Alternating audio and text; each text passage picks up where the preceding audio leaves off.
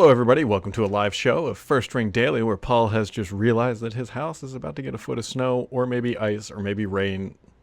Yeah, it's literally 1.28 inches of rain to 10 to 12 inches of snow, depending on who you talk to.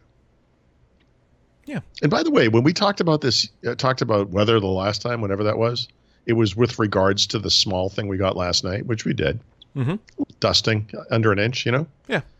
This was not even on the forecast. This was not a thing. And then the ensuing 24 or 48 hours, whatever. Yeah. Has been an up and down nightmare of possibilities. Yeah. I don't know. Well, I hope you enjoy whatever's about to be decimated upon your property. Maybe it'll fix your hue lights. Oh, okay. Here's a new date. No, you may be able to help with this because I think a fresh mind on this might help. Okay. We're watching we finally caught up on Homeland last night. Terrible show. Do not watch Homeland. It's awful. But we finally watched the last episode of the most recent season and then just hated ourselves for about an hour afterwards. While we're watching the show, it's 9:45 p.m. and the lights change to red and green. And my wife looks at me and she goes, "This is exactly the same time this happened yesterday." And I think you're right.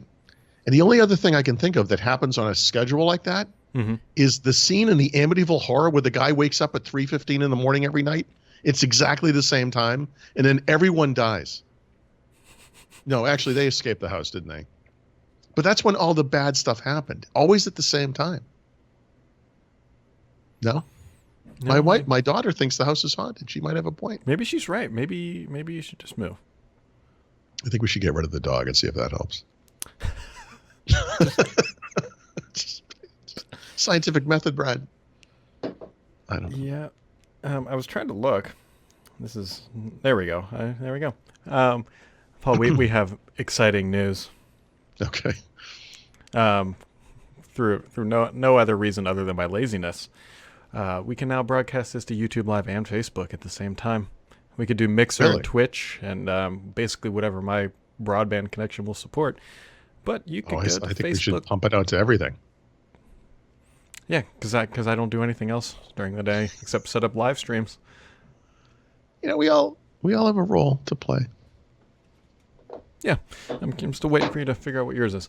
Anyways, so we all woke up this morning, and there was some interesting news. There was a press event that didn't invite a lot of people to, probably because they would have asked critical questions or needing questions or whatever. But as you can see here from this very famous boxing image, we have Muhammad Ali down here. We have Cortana up here. And Satya Nadella basically came out and said, hey, our previous strategy with Cortana, it's not really working. We don't really think we can make smart speakers. And we don't really have a great future. And we don't think we can compete against Amazon and Google, essentially. And here we are. Yeah, I mean, there are going to be a lot of people that are going to pretend that this isn't big news by claiming that this was happening for years and this is obvious. And yeah, sure. But, when the CEO of Microsoft comes out and explicitly says, we are not going to participate in this market except behind the scenes, sorry, but that's incredibly big news. And you're right. Those people who believe that this has been telegraphed in a way. I keep telling the story. Brad and I going to CES 2 years ago, talking to Ryan Gavin. We have a strategy, write this big article, here's the future. A year goes by, nothing happens. I think last year Neil went and talked to not Ryan Gavin, but someone else from Cortana, because no one ever stays in Cortana, by the way. That's one of the one of the constants of that group. But yes. Right? So they got the exact same story. It was, to the letter, same story. Oh, everything's fine, blah, blah, blah, whatever. Yeah. And, we've seen exactly one smart speaker. And then these other two are taken off. So, yes, this is what's happening. But here's my thing. The problem I have with this is when Microsoft killed Windows Phone, one of the narratives that Microsoft created was, look, yes, we missed this wave. It is our job to make sure we don't miss the next wave. And this is the next wave. And that's the thing. That conversation, that statement by Terry Myerson, I guess, or if it was, we heard it from Frank Schar as well, whatever. Yeah. The Microsoft official line touched off a big discussion at that time, a couple of years. This is 3 years ago now, 3.5 years ago. Well, okay, what is the next wave? We kind of went back and forth on different things. I had said things at the time like, look, mixed reality is not the next wave. It's not a wave. It's a thing that latches onto other waves. And I eventually came to the determination, I don't think anyone could disagree with this, that ambient computing, these digital assistants, smart speakers, and so forth, is the next wave of computing. And when both Alexa and Google Assistant had huge presences at CES, both companies released numbers. I said, well, this is what proves it. And not these devices, right? It's not like there are going to be more smart speakers than there are smartphones, but rather that there are going to be far more entry points for these digital assistants in everyone's lives than there are smartphones. And what I mean by that is like you in your home, Brad, with whatever devices you may have, you have a phone, you have a smart speaker, you might have a screen, you'll have all these different devices that you can talk to your assistant from. It's not a one-to-one relationship. That's how it gets bigger. And the potential here is humongous. And what Microsoft is saying is, we missed this one too. And to be fair, just to really kind of wrap this up, sorry, they're not necessarily missing it explicitly because they are intending to have a presence on the back end where you won't see them, right? So we used the BMW example the other day. Cortana is the assistant technology that powers BMW's, whatever they call their assistant. Hopefully it's called Bavaria Bob or something stupid like that. But whatever it is, it's actually. Hold on. Bavaria. Yeah, it'd probably be a more Germanic name than that. But anyway, whatever it is, and that's the role that Cortana will play. And we see a preview of how it could work everywhere through the Alexa integration they're doing. Nadella wants to work with Google on Google Assistant integration. Never going to happen, but whatever. And this week we saw them separate it from the taskbar, which tells you internally they've known this for a long time. They're preparing for this future. And I think we talked about this, plug in different assistants into Windows 10. Yeah, so, yeah, it's over. And your image is quite apt. Spent many minutes researching and poorly cropping out an invoke. But, yeah. It's not going to make a lot of people happy, but I can't imagine anyone's unlike the Lumias, financially, people shouldn't hopefully be too invested in this. I guess the deepest you could be would maybe be buying an Invoke and that thermostat.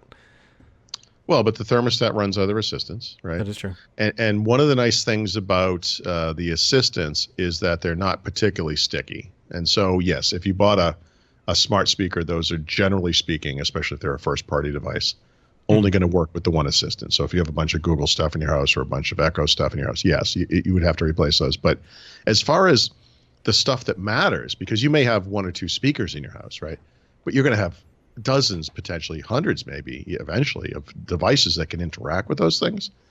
Those will always work with everything. Well, except Cortana. Sorry.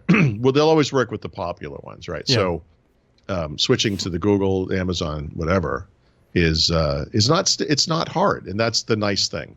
It's not, God, I've been using Windows forever, and now I want to use a Mac, but all my software runs on Windows. Or I've been using iOS forever, and I spent $1,000 in the App Store, and now I don't want to have to replace all my apps on Android. It's going to be expensive. It's not like that. Like everything you have is going to work. So that I think that helps soften the blow a little bit. Yeah, I think it does too. And we will see how they continue to push down this route. But the important thing for Microsoft is they already figured out how to make money with Cortana. So it's not like this is some sort of lost effort. It's just the money is not coming from the consumer, which is where they haven't made most of their money for their entire existence, other than really Xbox. Yeah, I mean, two things to that. It shouldn't surprise anybody. Well, this is nice, right? So there is a future for Cortana that does feature into that thing that people have generally said is the future of Microsoft, right? The enterprise cloud computing stuff. And so it doesn't just go away like Windows Phone did. And so hooray for Microsoft, whatever. As consumers, though, that doesn't really help us. And this is yet another in a long line of consumer defeats. It is very interesting to me at that same event where Satya Nadella talked about Cortana changing dramatically. He also mentioned the possibility of a Microsoft 365 which is another thing we've been talking about, writing about. It's been rumored for a while. And he mentioned that, I don't remember the exact quote, but it was like, we used to be kind of really big on consumer, and then we went kind of big, too far in the other direction, and now we're going to come around again. And it's like, dude, you can't just kill a consumer product and then claim you're making a big consumer push. Like, it's a little off. And so I think what you said is correct. The big push on consumer is going to be, well, twofold. The Xbox stuff, gaming, which they see as huge future potential. And then really, it's just, it sounds like, unfortunately, it's going to be a rebranding of Office 365, which is consistent with other rebrandings that Microsoft has done, where they take away the Surface brand, they take away the Windows brand, and now maybe they're taking away the Office brand in lieu of using the Microsoft brand. So we have been sitting here like, well, what could a Microsoft 365 for consumers look like? Obviously, it would include Office 365. Would it include Windows XP Pro or Windows XP whatever? I'm sorry, Windows XP, Windows 10 Pro, whatever. It's a tough day.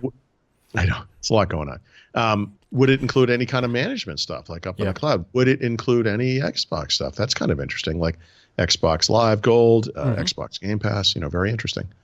What if it's just Office 365 with a new name? And that might be what it is. And that's a little disappointing. It also undercuts his comments about now we're going to tilt back in the other direction on consumer. It's like, no, you're just changing the name of this thing. So hopefully it's more than that. I could see them doing something dumb, like calling it it's not Office 365, Paul. It's Microsoft 365. And what we're going to include for free is an Outlook.com email address, the Android launcher. Everything else that's free. And they just toss it in there and they make it. So now it's Microsoft 365. Well, are things like OneDrive consumer and Skype really Office anyway? I mean, you could kind of make the case that these things are kind of cross Microsoft as it is. I don't know, maybe, look, you and I have both complained about the fact that you can't get a terabyte of storage on OneDrive. The best you can do is to get Office 365 Home or Personal. Yep. Well, what if there were tiers now and you could get more storage, right? Even though we changed the name or whatever, but you could enhance a couple of the capabilities and make that very worthwhile. Like, that's something I would pay for. In fact, I'm pretty much at the point where I almost need it, and I definitely don't want to go to Google, but you got to say you can get whatever you want from Google with regards to storage. Yeah. As long as you sacrifice. Well, I guess you don't have to sacrifice your dignity on the storage side. That's right. Trusting Google is another story, but sure. That it is. Much like trusting the weatherman, or weather person, I should say, could be female. Right.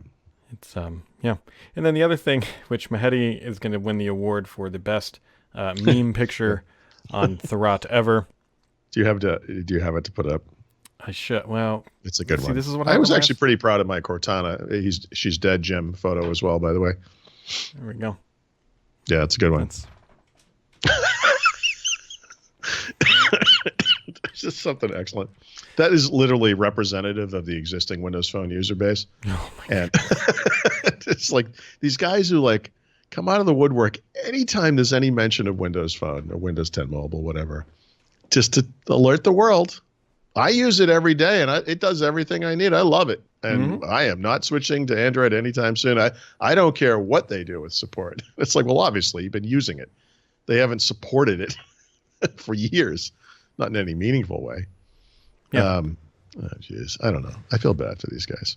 Yeah. So that's it's beautiful. Microsoft has, I think, penned their last post on that, and with a service bulletin or whatever update that says, "Hey, after December of 2019."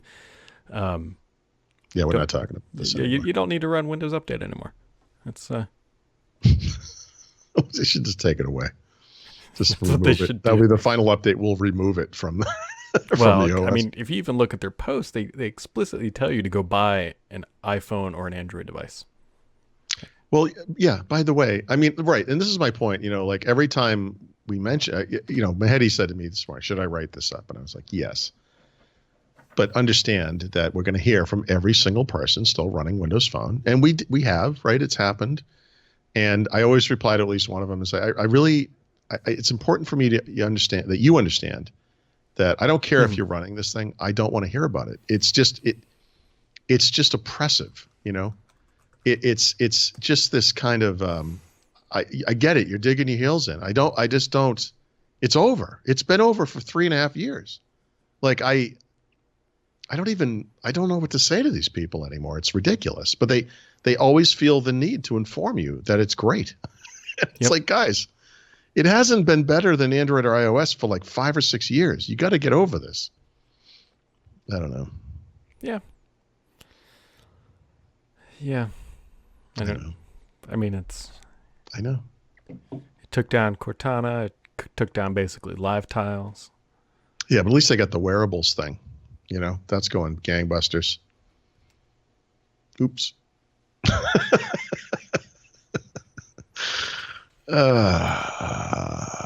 What wave haven't they missed? Let's make this a shorter conversation.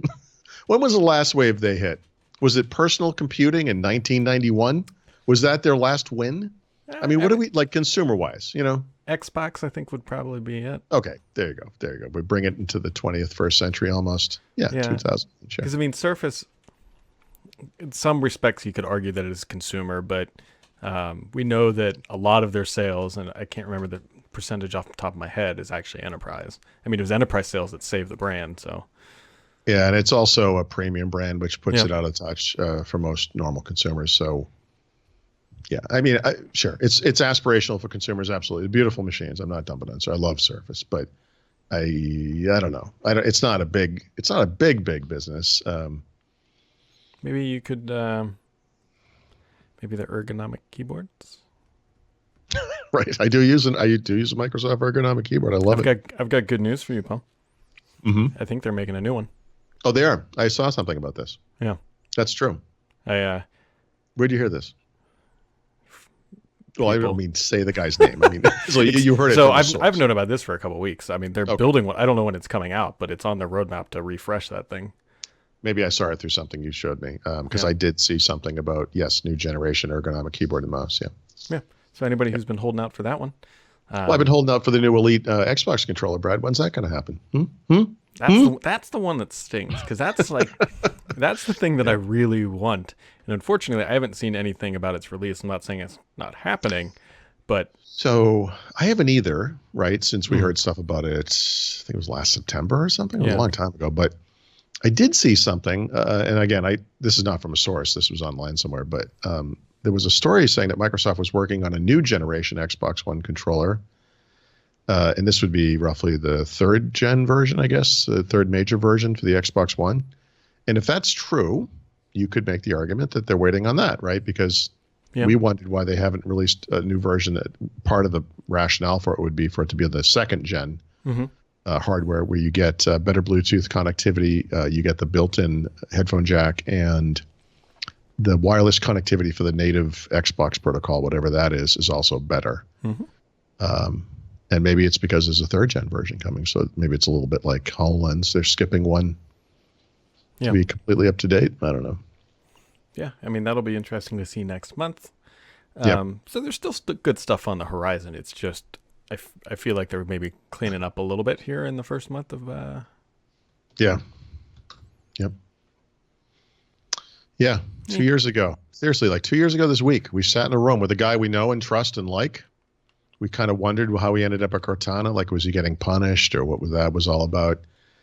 And, we heard a lot of stuff about everything they were going to do. And flash forward, there's been a lot of this stuff, I would say, in my career covering Microsoft, unfortunately. And you see people talk, like, for example, one thing you hear a lot out in the world is, why would I trust Google? They always kill the services I love, right? And they can point to things like Google Reader or whatever, Google Inbox is a great example. And right. But, Microsoft has been doing it too a lot. And you can go back to Media Center and Portable Media Center and Zune, and the list kind of goes on and on and on. It's tough. Yeah. And the thing is Cortana will live on. Like, it's not they're not going to just kill it. I mean, there's no overhead for Cortana. It's just a byproduct of their AI research, essentially. Yeah, it's right. I mean, I think the failing of Cortana is just it's like an entry point to their backend services, which are going nowhere. And in fact, still remain an advantage that Microsoft has. I've always said this. They're only one of a handful of companies. Google's another one. I don't think Amazon's quite there, although given all the work they've done with Alexa, I'm obviously wrong on that. IBM maybe is sort of in this list, and certainly the way Microsoft does things, IBM would be a competitor, where what you're competing for is not a user in a Best Buy looking at a little device, but rather a big company wanting to implement this at scale so they can deliver something to their customers. Right. That will be branded something completely different, like the Bavaria Bob thing I was talking about, which I still think is an excellent name, by the way. I don't know if I agree with that, but we will move on. But whatever. So again, but this is the same issue I have personally with a lot of the Microsoft stuff these days, which is like, look, I don't wish the company ill. I want it to be successful. I trust them. I think that it's a great company. But they keep chopping away at the side of the company I care about. They keep bundling and piling on the other side. And the fact that they've made a success story out of something that should have been gangbusters on clients and never was, and they're going to make it work for companies I couldn't care less about is like, hooray!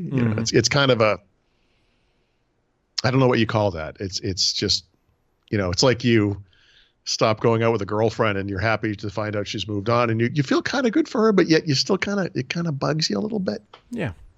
That kind of thing. I don't know what to compare it to. I don't know.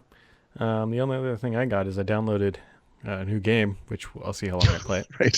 I saw this. Yeah. So as much as I love flying, I figured why not get a flying game? It's called Ace Combat 7. And I played a little bit of it. Honestly, I started playing this game, I was like, damn it, I should have got this thing on the PC and see if it has the headset, because that. So I didn't look this up, but when I saw the name of the game, it seemed like something from the past. Like this looked like a game, like a Sierra Online game from the 1990s or something like. It's, what I mean? Like what is this thing? It's it's Ace Combat 7, so it has been around. The brand and franchise. It's basically an arcade flying game with military planes. Like, do you know who makes it? Like, what's the company? Ace Combat. No, I mean, right. I mean, it's in other words, it's not like Activision or EA. Konami or somebody. Bavarian Bob software company from Germany. Oh God. Bandai Namco or whatever it is. Really? Oh my God. Yeah. It's like the arcade company from the 70s. Yeah. Wow. Yeah, okay, I mean, it's whatever. It's amazing. Okay. Anyway, it's good. It's I don't know. I'm only 2 levels in, but I mean, it's an arcade style flying game. Like, it's not a flight sim. So you just get in a jet and you fly around and just drop bombs on people. Yeah. So in other words, Call of Duty is also not a war sim. It's a fun game. Yeah. It's basically the Call of Duty of flying, I guess, maybe. Yeah. So we'll see. I don't know. Yep. Cool. Yeah. Yeah. You got anything else for this wintry weather storm day? We talked about this. I don't think we talked about it in the podcast, but I did just ship the packages for all of the Microsoft giveaway stuff, right? So for the 12 people who won either a Surface Go or a Surface headphone or one of those ugly Microsoft Windows sweaters, I did bring that stuff to. I didn't talk about this on the show, right? I don't think so. Yeah. I did bring it to FedEx, all of it to FedEx today. It took, all week because I'm lazy and terrible. But I will this afternoon. This is going to be arduous. You got to let me see if I can. This is the receipt for the shipping. So as you can see, it kind of goes on. But wow. Every person gets a tracking number, I guess, and so. I don't think it says on here. Yeah.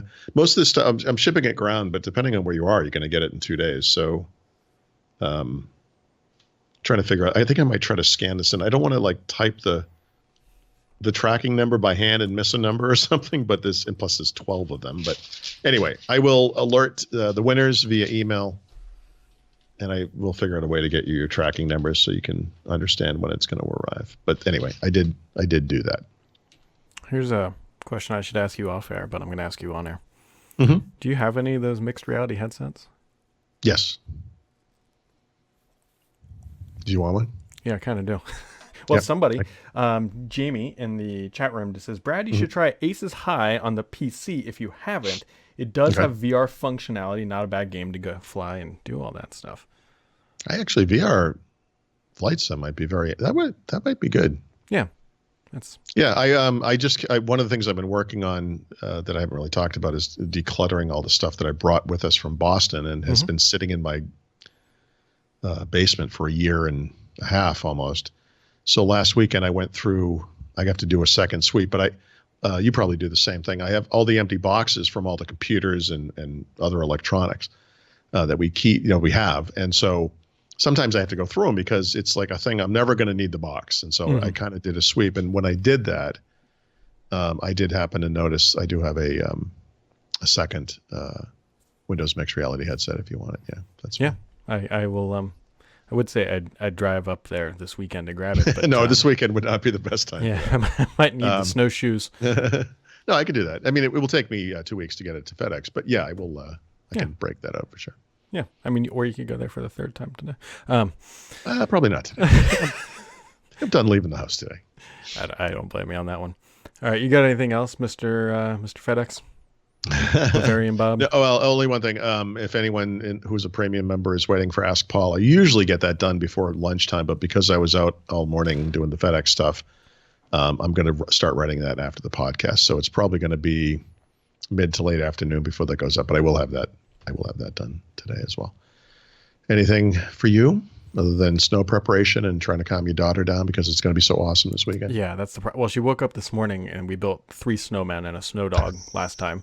And like they are all melted and into like falling over. And she's like, they look so sad. How did you even build them? Didn't you get like an inch of snow? No, well, on Saturday we got about 2 inches. And then the following day we got like 4 inches more. So we ended up having about 6 inches on the ground. Oh, that's good. Plenty. Yeah. It's just enough to be like you can play in it. But for her, that's like 1.5 feet of snow. Well, for the dog too, the dog needs like a snorkel kit, like to walk through the front yard. Right. So, cool. Yep.